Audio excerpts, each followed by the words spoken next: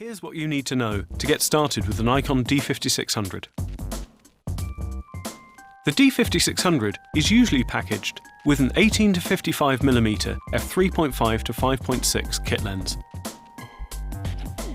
For greater versatility, the 18 to 140mm f3.5 to 5.6 offers a wider zoom range.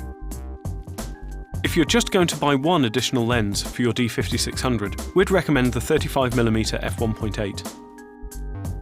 It's small, sharp, and great for shooting in low light.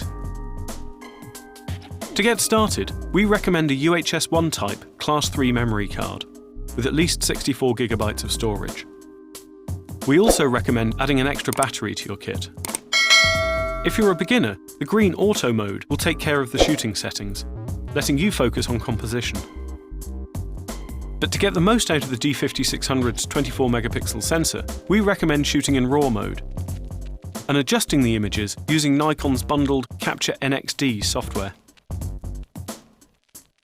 For more advanced photographers, the PASM exposure modes will let you take full control over the D5600, including its versatile 39-point autofocus system. Switch to autofocus C if you want to shoot moving subjects. If you'd rather position your focus point manually, you can do this by moving your finger around the touchscreen, either in live view or with your eye to the viewfinder. The effects mode allows you to apply 10 different filters to stills and video. The D5600 shoots HD video at up to 60p. Use the flip-out screen to compose video footage and set the focus. Use SnapBridge to wirelessly connect the camera to your mobile device for photo sharing. For more in-depth information about the Nikon D5600, including a deep dive into all of its key features, head to dpreview.com. We are currently in Chicago, shooting some basketball, waiting for the L to fly over.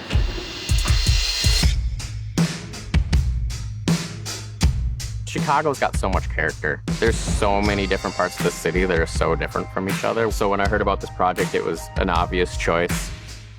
Shooting with the D780 has been really fun this week.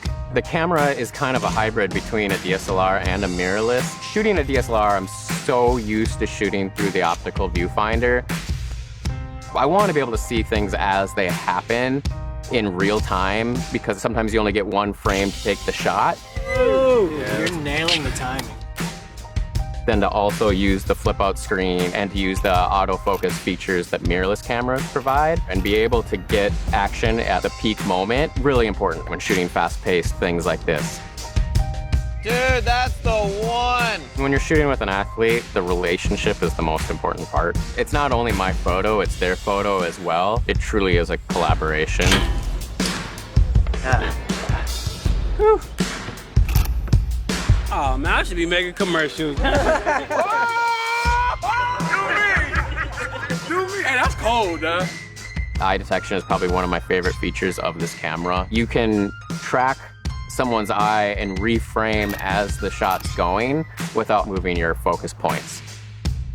The silent photography is sweet because you can just kind of get real candid moments when you're able to like really shoot from the waist and just interact with your subject and then snipe shots when they don't know that you're actually taking them. So getting authentic moments is super easy now.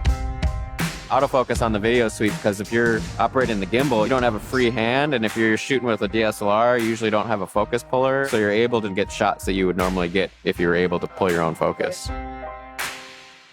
The HDR features of this camera is something I wasn't expecting. Usually when shooting video on DSLR in high contrast situations, you would be clipping highlights almost instantly. And to be able to hold those highlights really makes for high quality footage in a small package. I would feel really comfortable taking just this camera out, being able to trim down my kit with one body. I mean, I don't see shooting photos and video as two different disciplines. In my head, it's the same thing. It's just two different ways of storytelling, and that's why I love doing this.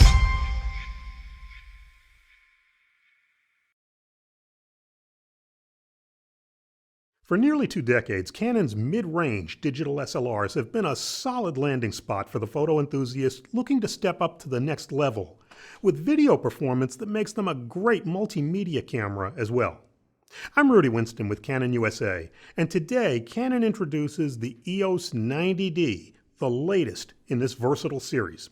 The Canon EOS 90D now reaches 32.5 million pixels and shoots up to 10 frames per second with full AI servo AF during viewfinder shooting. This same optical viewfinder works beautifully with fast-moving subjects, making steady composition easy with no prolonged blackout between frames. Another DSLR benefit is battery life. A new metering system with 220,000 RGB pixels makes face detection AF possible when shooting through the viewfinder. The EOS 90D adds a separate 8-way multi-controller on its back, giving even more direct control to the serious photographer, especially for quickly moving any of its 45 AF points manually. Up to 27 of these AF points are available with f8 lenses. Live view and especially video are enhanced as well. Uncropped 4K video is now possible at up to 30 frames per second using the entire width of the image sensor. High frame rate recording at up to 120p is possible in Full HD.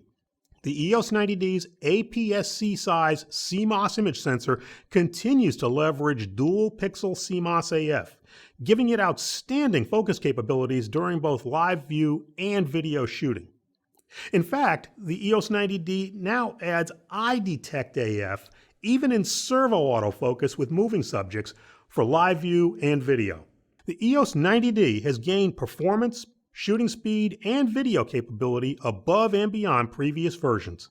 More than ever, it's the ideal step-up camera for growing photo enthusiasts. For Canon USA, I'm Rudy Winston. Thanks for joining us.